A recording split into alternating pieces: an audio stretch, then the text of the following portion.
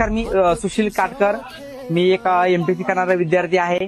मी सरासरी 8 वर्ष एमपीसी तयारी केली, पण माझं काही सिलेक्शन झालं नाहीये. माझ्या आई वडिलांवर 12-13 लाख रुपयाचं कर्ज होतं.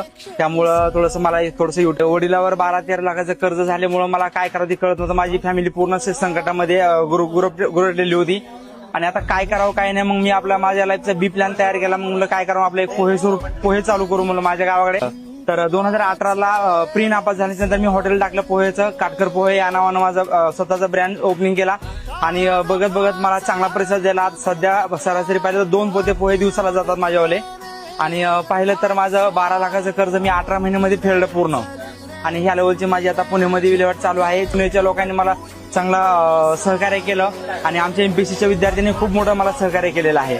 मोस्ट व्हायरल पोहे स्पॉट पोह्याचा ॲड्रेस आहे काटकर पोहे, सदाशिव पेठ, खुन्या मुरदर चौक, पुणे.